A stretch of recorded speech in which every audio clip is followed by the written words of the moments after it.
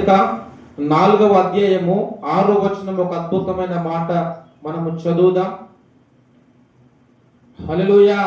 నేను చదువుతాను 4వ చరణం నుండి. ఎల్లప్పుడూ ప్రభువునందు ఆనందించుడి, మరలా చెప్పుదును ఆనందించుడి, మీ సహనము సకల జనులకు తెలియబడనీయుడి.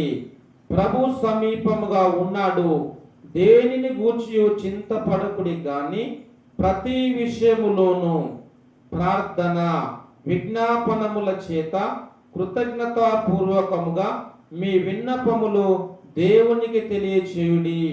అప్పుడు సమస్త జ్ఞానమునకు మించిన దేవుని సమాధానము యేసుక్రీస్తు వలన మీ హృదయములకు మీ తలంపులకును కావలి ఉండును.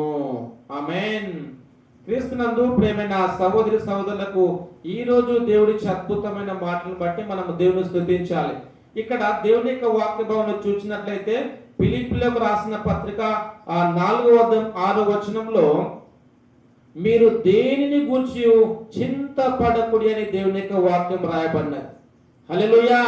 మీరు ఏ పరిస్థితిలో ఉన్నను దేనిని గూర్చి చింతపడకుడి గాని ప్రతి విషయములో ప్రార్థన విజ్ఞాపనముల చేత కృతజ్ఞతాపూర్వకముగా మీ విన్నపములు దేవునికి తెలియచేయుడి అని దేవుని యొక్క వాక్యం రాయబడినది.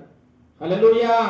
ఇక్కడ ప్రతి విషయములో ఆయన కృతజ్ఞతాస్తుతులు చెల్లిస్తూ ప్రార్థిస్తూ ముందుకు సాగాలని ప్రభు ఈ రోజు మనతో మాట్లాడుతూ ఉన్నాడు. పరిస్థితులు ప్రతికూలంగా ఉండవచ్చు, మీరు దేనిని గూర్చి చింతపడవద్దు అని దేవుని యొక్క వాక్యం రాయబడినది. అపోస్తులైనటువంటి ఆ పౌలు యొక్క ఫిలిప్పీయులకు రాసిన పత్రికలో మీరు ప్రభువునందు ఎల్లప్పుడూ ఆనందించాలి, నేను మరలా చెప్పుదును ఆనందించుడి, ఎందుకంటే ప్రభు సమీపముగా ఉన్నాడు కాబట్టి మీరు ధైర్యంగా ముందుకు సాగండి. ప్రతి విషయంలో కృతజ్ఞతాస్తుతులు చెల్లించాలి. పరిస్థితులు ప్రతికూలంగా ఉన్నప్పటికీ మీరు దేని విషయంలో చింతించకుండా మీరు కృతజ్ఞతాస్తుతులు చెల్లిస్తూ ప్రార్థిస్తూ విజ్ఞాపన చేస్తూ మీరు ముందుకు సాగాలి, ఎందుకంటే ప్రభు సమీపముగా ఉన్నాడు అని రాయబడింది. హల్లెలూయా. మనం ఆరాధించే దేవుడు సమీపముగా ఉన్న దేవుడు, మనం ఆరాధించే దేవుడు ఆయన దగ్గరగా ఉన్న దేవుడు.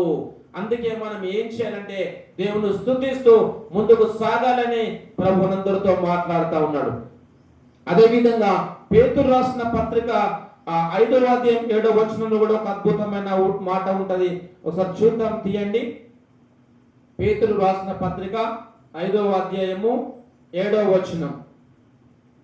ఆయన మిమ్మును గూర్చి చింతించుచున్నాడు గనుక మీ చింత యావత్తు ఆయన మీద వేయుడి.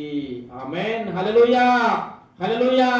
రెండవదిగా దేవుడు ఒక అద్భుతమైనటువంటి మాట తెలియజేస్తా ఉన్నాడు. ఆయన అనగా దేవుడు మిమ్మును గూర్చి చింతించుచున్నాడు గనుక మీ చింత యావత్తు ఆయన మీద వేయుడి అని రాయబడినది.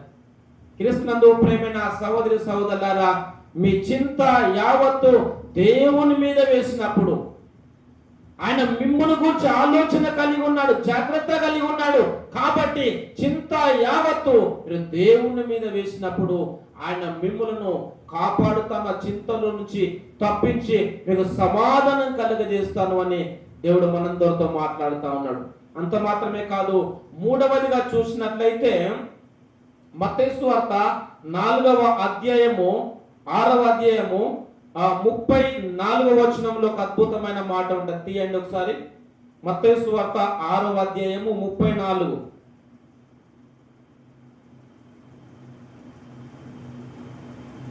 మత్తయి సువార్త 6వ అధ్యాయము 25 నుండి అనేది తీయండి, 25 నుండి తీయండి. మత్తయి సువార్త 6వ అధ్యాయము 25వ వచనం నేను చదువుతా, మీరందరూ వినండి. అందువల్ల నేను మీతో చెప్పినదేమనగా, ఏమి తిందుమో ఏమి త్రాగుదుమో అని మీ ప్రాణమును గూర్చైనను, ఏమి ధరించుకుందుమో అని మీ దేహమును గూర్చైనను చింతింపకుడి. ఆహారము కంటే ప్రాణమును, వస్త్రమును కంటే దేహమును గొప్పవి కావా?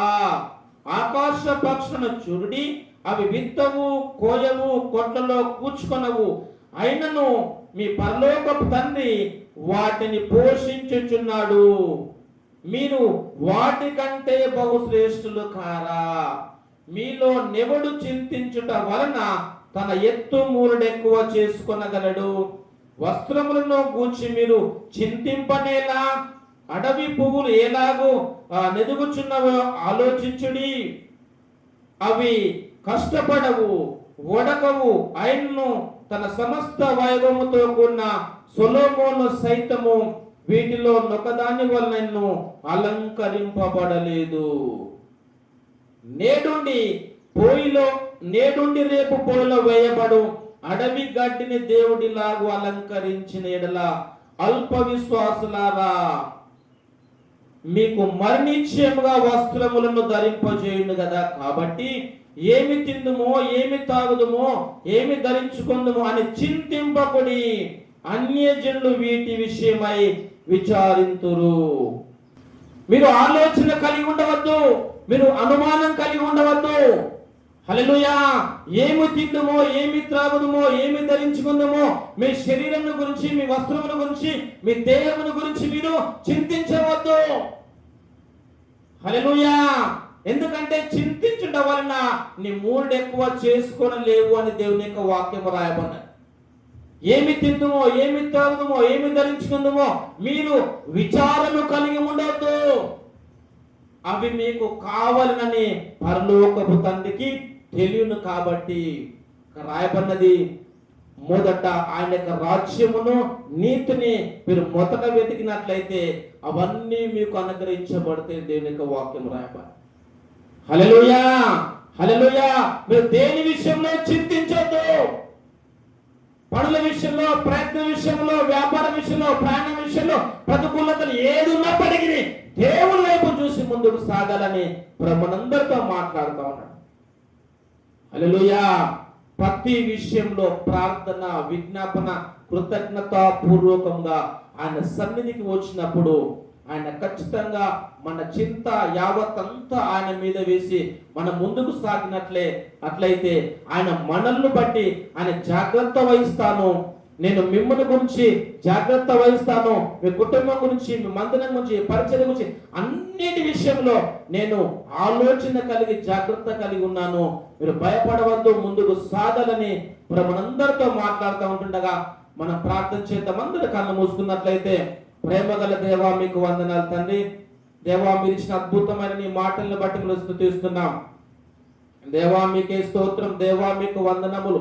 ప్రభు, నన్ను ఎల్లప్పుడూ ఆనందించున్నావు తండ్రి. ప్రభా, దేవా, మీకు స్తోత్రం. దేవా, మీరు దేని గురించి చింతపడకుడి గాని అన్నావు తండ్రి. ప్రభా, ప్రతి విషయంలో కృతజ్ఞత పూర్వకంగా నా సన్నిధికి రమ్మన్నావు తండ్రి. మీకు వందనాలు.